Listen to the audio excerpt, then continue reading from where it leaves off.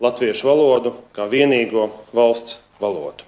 Es uzskatu, ka krievu valodas obligāta lietošana sabiedriskajos medijos nav savienojama ar Latvijas sabiedrības saliedētības mērķi. Pieteicēji uzskata, ka krievu valodas lietošana sabiedriskajos medijos atzīšana par obligātu pienākumu nozīmē atkāpšanos no latviešu valodas kā vienīgās valsts valodas konstitucionālā statusa. Atgādināšu, ka 2023. gada aprīlī LSM publicēja informāciju, kas bija balstīta noplūdušajos slepenajos Kremļa dokumentos, ka Krievijas strateģiskais mērķis ir ar visiem pieejamiem līdzekļiem nepieļaut krievu valodas lietojumu mazināšanos Latvijā, atzīstot to par būtisku Krievijas ietekmes saglabāšanas instrumentu. Lūdzu piecelties, tiesa nāk.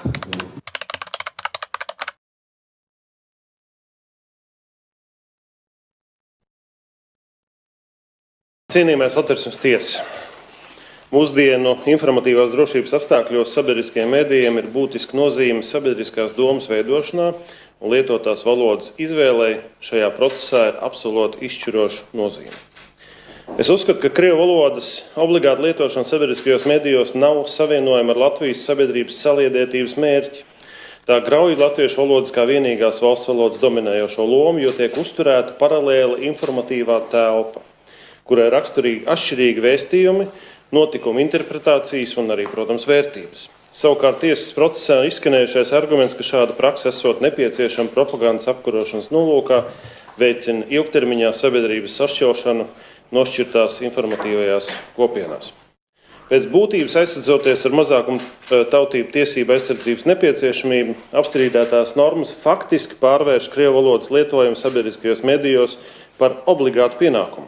Tādējādi radot tiesisku pamatu paralēlas krievu valodas informatīvās telpas pastāvīgai uzturēšanai, kas objektīvi vājina latviešu valodas kā vienīgās valsts valodas prioritāti. Šāds vērtējums nav pārspīlējams, jo apstrīdētās normas vērtē divos savstarpēji cieši saistītos aspektos. Pirmkārt, no juridiskās kvalitātes viedokļa, proti vai apstrīdētās normas atbilst tiesiskās noteiktības un labas likumdošanas principam, pārliecinoties, vai regulējums nav pārāk plašs. Otrakārt, no Satversmē nostiprināto pamatvērtību skatpunktu vērtējot, kādā veidā šīs normas grauj latviešu valodu kā vienīgo valsts valodu un sekojoši Latvijas konstitucionālo identitāti, pārkāpjot Satversmes ievadu un 4. pantu. Jāuzsver, ka pieteicēji nekādā gadījumā nevēršas pret sabiedrisko mediju iespēju veidot saturu citās valodās kā tādu, jo apstrīdēts tiek likuma regulējums par obligātu krievu valodas lietojumu sabiedriskajos medijos. Krievu valoda ir pašpietiekama saziņas valoda, un tā papildu veicināšana sabiedriskajos medijos ir pretrunā ar Satversmes vērtībām, tostarp attiecībā uz vienotu informācijas telpu un okupācijas seku pārvarēšanu. Šie apsvērumi nav attiecināmi uz citām mazākuma tautību valodām, kur lietojums sabiedriskajos medijos pēc būtības nerada līdzvērtīgu ietekmi uz informācijas telpas fragmentāciju. Līdz ar to netiek apšaubīts mazākuma tautību tiesību aizsardzības mērķis kā tāds, bet gan apstrīdētā regulējuma faktiskā piemērošana, kas sabiedrisko mediju praksē ir novirzījusies uz vienas svešvalodas, proti krievu valodas privileģētu nodrošināšanu. Tas rada apstrīdēto normu kolīziju ar Satversmē nostiprināto pamatvērtību latviešu valodu kā vienīgo valsts valodu. Tādējādi graujot Latvijas konstitucionālo identitāti un saliedētas sabiedrības pamatus. Attiecīgi debašu runas turpinājumā sekos iepriekš minēto divu aspektu vērtējums. Vērtējot apstrīdētās sabiedrisko elektronisko plašsaziņas līdzekļu un to pārvaldības likuma 3. panta 7.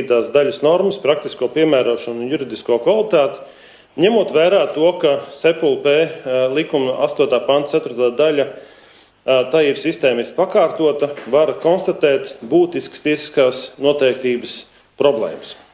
Normas pretrunīgais formulējums neļauj viennozīmīgi saprast, vai tā paredz sabiedrisko mediju tiesības, proti rīcības brīvību, vai arī saistošu pienākumu krievu valodas lietošanai sabiedriskajos medijos. Tas nav reducējams tikai uz juridiskās tehnikas nepilnībām, jo lietā konstatētās pretrunas ir sistēmisks pēc savas būtības. Praksē tas izpaužas tiesiskā nenoteiktībā, piemēram,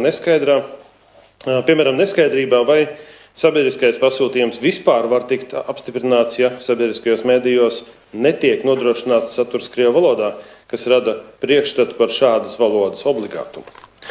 Pieteicēji uzskata, ka krievu valodas lietošana sabiedriskajos medijos atzīšana par obligātu pienākumu nozīmē atkāpšanos no latviešu valodas kā vienīgās valsts valodas konstitucionālā statusa. Nacionālās drošības koncepcija 2023 nosaka nepārprotamu pienākumu nodrošināt, ka no 2026. gada 1. janvāra sabiedrisko mediju saturs tiek veidots latviešu valodā un Eiropas kultūra telpai piederīgajās valodās. Tomēr šī prasība praksē netiek ievērota, jo atbildīgās institūcijas aizbildinoties ar apstrīdēto normu faktiski ir pieļaujušas koncepcijā noteiktā pienākuma ignorēšanu, kas ir tiešā pretrunā ar valsts drošības politiku. Atgādināšu, ka 2023. gada aprīlī LSM publicēja informāciju, kas bija balstīta noplūdušajos slepenajos Kremļa dokumentos, ka Krievijas strateģiskais mērķis ir ar visiem pieejamiem līdzekļiem nepieļaut krievu valodas lietojumu mazināšanos Latvijā, atzīstot to par būtisku Krievijas ietekmes saglabāšanas instrumentu. Līdz ar to jebkāda rīcība, kas veicina krievu valodas uzturēšanu sabiedriskajos medijos, ir vērtējama arī nacionālās drošības kontekstā.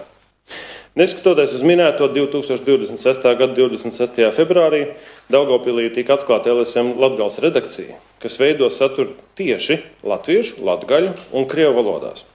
Tādējādi praksē tiek mērķtiecīgi attīstīts un uzturēts tieši krievu valodas lietojums, vienlaiks nenodrošinot saturu citu mazākumtautību valodās, atļaujoties retoriski pajautāt, kāpēc šajā gadījumā, piemēram, tiek ignorēta poļu valoda, jo šajā valodā tieši Daugavpilī runā vairāk kā 10 000 cilvēku. Aicinoto personu skaidrojumu par SFLP likuma 3. panta 7. daļā ietvertā regulējuma satura savstarpēji pretrunīgi. No Saeimas atbildes raksta izriet, ka apstrīdētās normas princips ir obligāti ievērojams, savukārt tā piemērošanā sabiedriskajiem medijiem esot piešķirta plaša rīcības brīvība, tādējādi norma tiek traktēta kā tiesības. Kultūras ministrija savā rakstveida viedoklī piekrita Saeimas viedoklim, papildus paskaidrojot, ka sabiedriskais pasūtījums bez satura veidošanas krievu valodā vispār nesot iespējams. Tiesas sēdē kultūras ministrijas pārstāvis nespēja precīzi izskaidrot strīdus normas saturu, to raksturojot gan kā sabiedrisko mediju tiesības, gan kā pienākumu.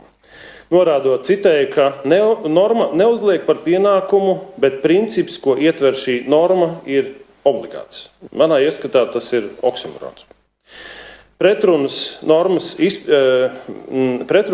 izpratni uzskatāmi atklājas Tieslietu ministrijas rakstveida viedoklī, kurā apstrīdētā norma vienlaiks tiek skaidrot gan kā pienākums, gan kā tiesība. No vienas puses ministrija norāda, ka normas gramatiskā interpretācija liecina par pienākumu esamību, bet no otras puses atsaucas uz likumdevēja gribu uzsverot, citēju, ka diskusijas, deputātu debatas un balsojuma rezultāti apstrīdēto normu izskatīšanas laikā Saeimā skaidri apliecina, ka likumdevējs ir noraidījis ideju par to, ka sabiedrisko mediju pārvaldības likuma 8. panta 4. daļā paredzēto raidījumu programmu veidošana svešvalodā varētu būt imperatīvs sabiedrisko mediju tiesiskais pienākums. Tā ir to rīcības brīvība. Savukārt tiesība eksperts Egils Levits savā rakstveida viedoklī nepārprotam norāda, ka citēju attiecībā uz konkrēto jautājumu vai apstrīdētās normas uzliek pienākumu noteiktu daļu satura veidot mazākumtautību valodās, atbilde ir jā. Pretēji tam Latvijas elektronisko sabiedrisko mediju ombuds Edmunds Apsalons tiesas sēdē norādīja, ka apstrīdētā norma nenosaka pienākumu sabiedriskajos medijos veidot saturu krievu valodā. Tādējādi apstrīdētā norma ir formulēta tā, ka pat likumdevēja izpildvaras zinātnieku un uzraugošo institūciju vidū nepastāv vienota izpratne par tās saturu un tiesiskajām sekām, proti par to, vai krievu valodas lietošana sabiedriskajos medijos ir tiesība vai pienākums, vairākumam noslēdzoties tieši pienākumu virzienā. Lietā pieaicināto ekspertu mutvārdos sniegtie viedokļi tiesas sēdē skaidri izgaismoja apstrīdētās normas piemērošanas problēmas, jo no tās tiek secināts sabiedriskajiem medijiem noteikts obligāts pienākums. Mediju eksperta Andra Roškalna norādīja, ka obligāts pienākums veidot saturu mazākumtautību valodās mazina sabiedrisko mediju neatkarību un rada arī pašcenzūras risku. Viņa uzsvēra, ka šādai satura veidošanai jābūt sabiedrisko mediju tiesībai, nevis normatīvi uzspiestam pienākumam. un ka galīgiem lēmumam par valodas izvēli jāpaliek redakcionālās autonomijas ietvaros.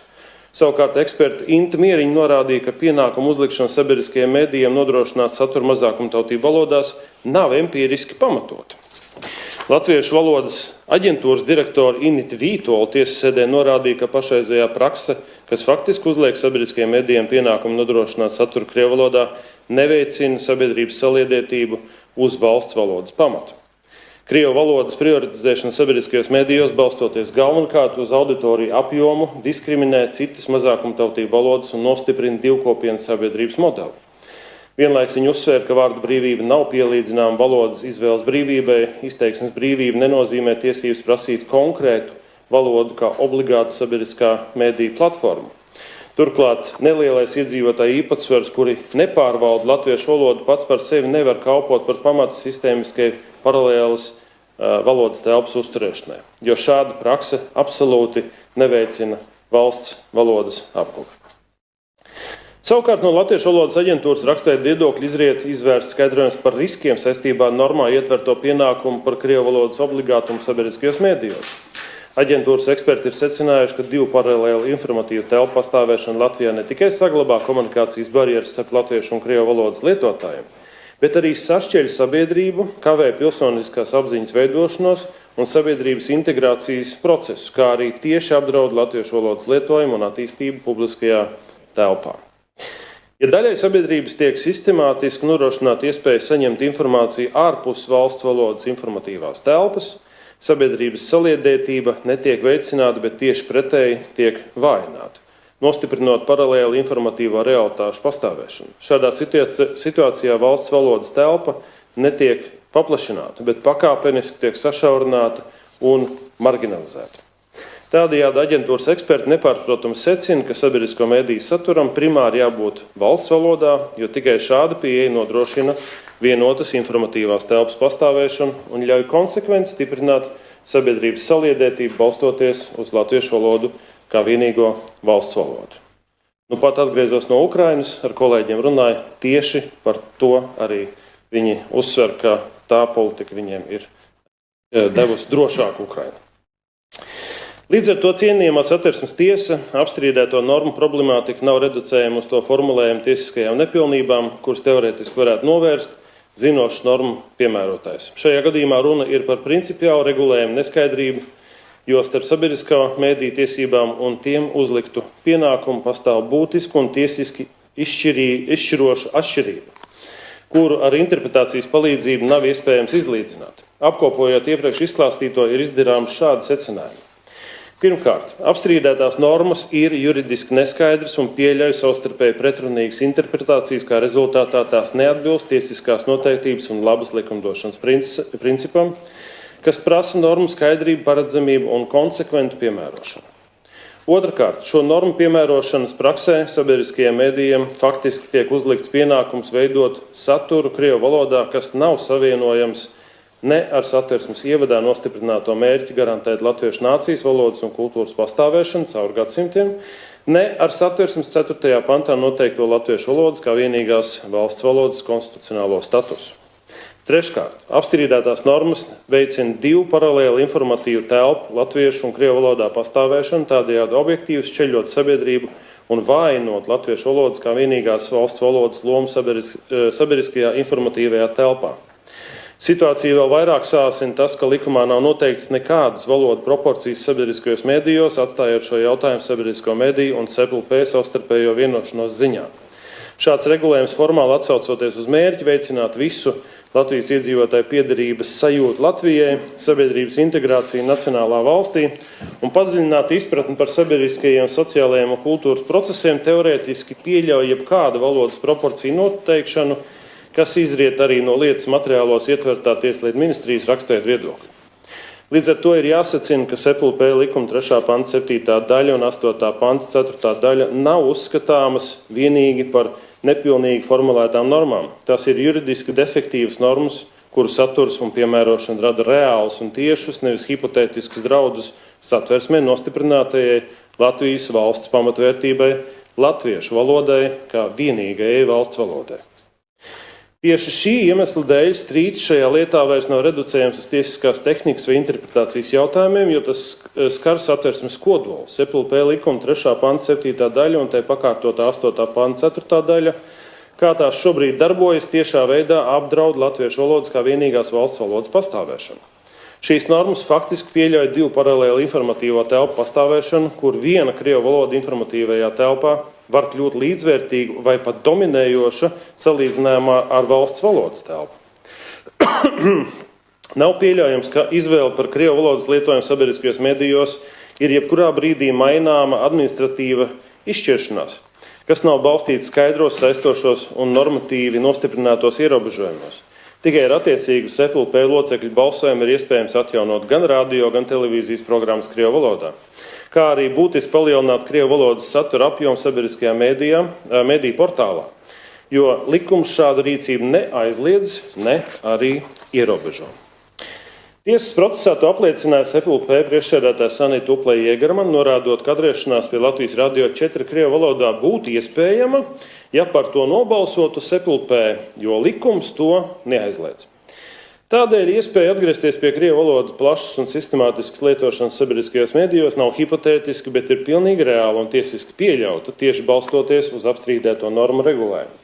Tas savukārt rada pastāvīgu un neprognozējumu risku Satversmē nostiprinātajai vienotajai informatīvai telpai un skaidri apliecina, ka valsts valodas aizsardzība šajā jomā nav nodrošināta ar tiesiski stabilu, paredzamu un konstitucionāli drošu regulējumu. Šo risku tiesas sēdē precīzi raksturoja Nacionālā elektronisko plašsaziņas līdzekļu padomes priekšsēdētājs Ivars Āboliņš, norādot, ka apstrīdētais regulējums jebkurā brīdī var novest pie atgriešanās pie divkopienu valsts modeļa, kurā krievu valoda faktiski iegūst otrās valsts valodas statusu, jo šāds iznākums ir atkarīgs tikai no SPLP locekļu balsojuma. Tādējādi valsts valodas aizsardzība tiek pakļauta mainīgām administratīvām izšķiršanām, kuras nav balstītas skaidros normatīvajos ierobežojumos un var būt pakļautas ārējām ietekmēm. Viņš arī tiesas sēdē norādīja, ka vēl pirms dažiem gadiem SPLP aktīvi virzīja ideju par atsevišķas televīzijas programmas izveidi tikai krievu valodā, un ka vienīgais šķērslis šādas ieceres īstenošanai bija finanšu trūkums. Tas nepārprotam apliecina, ka apstrīdētās normas nerada teorētisku vai hipotētisku risku, bet gan konkrētu institucionāli iespējamu un atkārtojumu apdraudējumu latviešu valodas pozīcijām sabiedriskajos medijos, un līdz ar to arī Satversmē nostiprinātajai vienotajai informatīvajai telpai.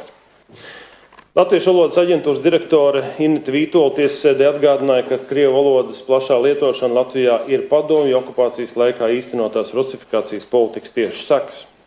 Tā nav Latvijas pamatiedzīvotāja vēsturiskā valoda, tā nav apdraudēta globālā mērogā, un tās pastāvēšanai nav nepieciešama īpaša aizsardzība sabiedriskajos medijos. Atšķirībā no lībiešu, latgaliešu vai citu vēsturisko kopienu valodām, kurām objektīvi draud izzušana, krievu valoda Latvijā nav aizsargāta. Nav neaizsargāta. Un tādēļ nav pamata tai piešķirt prioritāru statusu uz valsts valodas rēķina. Līdz ar to Initas Vītolas secinājumi šajā kontekstā ir nepārprotami un viennozīmīgi. Divu valodu informatīvā telpa pastāvēšana ne tikai saglabā komunikācijas barjeras starp latviešu un krievu valodas kopienām, bet arī objektīvi šķeļ sabiedrību, kavē pilsoniskās apziņas veidošanos, apdraud sabiedrības integrācijas procesu un mazina latviešu valodas lietojumu publiskajā telpā. Ja daļai sabiedrības tiek sistemātiski nodrošināta iespēja gūt informāciju, neizmantojot valsts valodu, netiek veidot vienota informatīvā telpa, bet tieši pretēji tiek nostiprināta paralēla informatīvā realitāte, kurai raksturīgi atšķirīgi saziņas un piederības ietvari. Tā vietā, lai veicinātu vienotas politiskās nācijas veidošanos, šāda prakse rada pastāvīgu un struktūrālu risku sašķeltas sabiedrības nostiprināšanai. Tiesas procesā izskatāmā jautājuma sakaru ar valsts drošību saturiski precīzi atzīmēja NPLP priekšsēdētājs Ivars Āboliņš.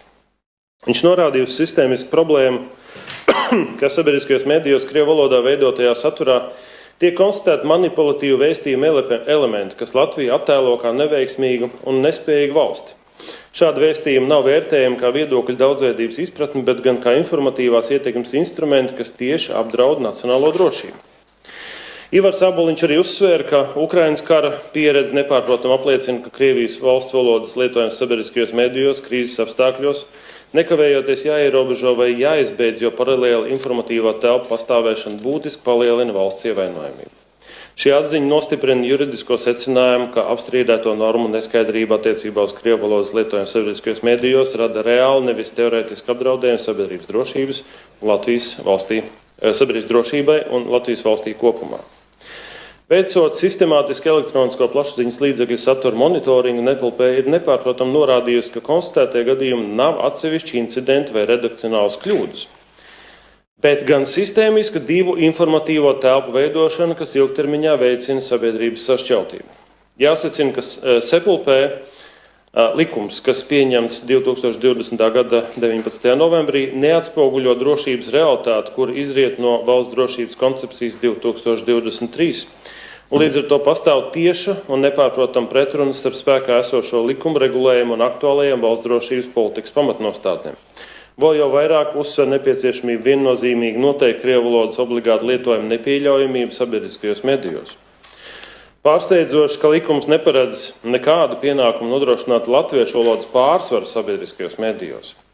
Nav noteikti ne minimāli valsts valodas lietojuma kritērija, ne proporcijas, kas praksē nozīmē, ka sabiedriskā mediju portāla saturs teorētiski varētu tikt veidots pat gandrīz pilnībā krievu valodā, un šādu situāciju regulējums neaizliedz. Tajā pašā laikā, koncentrējot faktiski prioritāti gandrīz tikai uz krievu valodu, tiek ignorētas citas mazākumtautību valodas, kas ir pretrunā Satversmē ietvertajam cieņas principam attiecībā uz visām mazākumtautībām. Šāda praksa nevis veicina integrāciju, bet gan objektīvi veicina citu mazākumtautību pārkrievošanu, kas praksē tā arī notiek. Pretēji kultūras ministrijas šajā lietā norādītajiem Latvijas starptautiskajās saistībās neparedz pienākumu uzlikt sabiedriskajiem medijiem obligātu satura veidošanu mazākumtautību valodās. Eiropas cilvēktiesību konvencijas 10. pants garantē tiesības saņemt un izplatīt informāciju, tomēr tas neparedz tiesību uz valsts finansētu sabiedrisko mediju noteiktā valodā. Līdz ar to valstī ir nepieciešams nodrošināt viedokļu plurālismu un piekļuvi informācijai, nevis uzturēt paralēlas valodu platformas, kas fragmentē vienotu informatīvo telpu. Tādējādi šajā lietā var apkopojoši secināt, ka apstrīdētās normas apdraud pirmkārt latviešu valodas kā vienīgās valsts valodas konstitucionālo statusu, otrkārt vienotas informatīvās telpas izveidu un saglabāšanu, treškārt sabiedrības saliedētību un integrāciju, un ceturkārt demokrātiskas diskusijas un pilsoniskās līdzdalības iespējas kopīgā valsts valodas telpā. Pretēji krievu valodai poļu, lietuviešu, igauņu un citu tradicionālās mazākumtautību valodas neveido latviskajai telpai konkurējošu informatīvu sistēmu. Tādēļ to un krievu valodas vienāda regulēšana ir saturiski nepamatot un pretrunā labas likumdošanas principam. No labas likumdošanas principa arī izriet, ka valodu politika sabiedriskajos medijos ir strateģisks valsts jautājums, kas skar integrāciju, okupācijas mantojumu un valsts drošību. Tādēļ to nedrīkst izlemt tikai politiski atbildīgas, tādēļ to drīkst izlemt tikai politiski atbildīgas un leģitimētas institūcijas, proti Saeima un vai ministru kabinets. Nodeleģējot lēmumus par valodu izvēlu, raidījumu, saturu un apjomu dažādās mazākumtautību valodās sabiedriskajiem medijiem vai to redaktoriem, SEPLP būtisks politisks jautājums pārvērš administratīvos vai profesionālos redakcionālos lēmumos, tādējādi pārkāpjot principu, ka izšķiroši svarīgi valsts politikas virzieni jānosaka demokrātiski ievēlētai varai. Uzskatu, ka likumā ir jābūt nevis pretrunīgi interpretējamām normām, bet noteiktiem precīziem kritērijiem, pirmkārt kādās valodās, otrkārt kādā apjomā, treškārt ar kādu mērķi un ceturtkārt ar kādu saturu sabiedriskie mediji drīkst veidot raidījumus mazākumtautību valodās. Šādā regulējumā jāņem vērā principiāli atšķirīgā situācija. Krievu valodas veicināšana tiek vērtēta kā saistīta ar paralēlās informācijas telpas pastāvēšanu un okupācijas mantojumu. Savukārt citas mazākumtautību valodas šādu sistēmisku risku nerada, jo neveido pašpietiekams konkurējušas informatīvās telpas. Cienījamā Satversmes tiesa. Ieradums patērēt saturu latviešu valodā neveidojas situācijā, kurā pati valsts sistemātiski nodrošina ērtu un pastāvīgu alternatīvu krievu valodā. Ukrainas pieredze apliecina, ka atteikšanās no krievu valodas medijiem nevis izdzen sabiedrību propagandas telpā, bet tieši pretēji stiprina valsts valodu un vienoto informatīvo telpu. Arī Latvijā ilgstošā valsts finansētā satura veidošana krievu valodā nav sasniegusi deklarētos integrācijas mērķus un nav veicinājusi sabiedrības saliedētību. Ikvienam, kurš vēlas dzīvot Latvijā un būt daļai no vienotas politiskās nācijas, ir jāapgūst latviešu valodu. Tā nav tikai formāla prasība, bet cieņas un piederības izpausme pret valsti, kurā mēs visi dzīvojam, un pret konstitucionālajām vērtībām, uz kurām šī valsts ir balstīta. Ņemot vērā, ka krievu valodas lietošanas pienākums sabiedriskajos medijos apdraud latviešu valodas kā vienīgās valsts valodas konstitucionālo statusu, uzturam lūgumu Satversmes tiesai atzīt sabiedrisko elektronisko plašsaziņas līdzekļu un to pārvaldības likuma 3. panta 7. daļu un 8. panta 4. daļu par neatbilstošām Satversmes ievadam un Satversmes 4. pantam. Paldies! Tiesa pasludinās spriedumu 2026. gada 30. martā, 11. Paldies lietas dalībniekiem, pieaicinātajām personām par cieņpilnu tiesas procesu, un tad tiekamies 30. martā.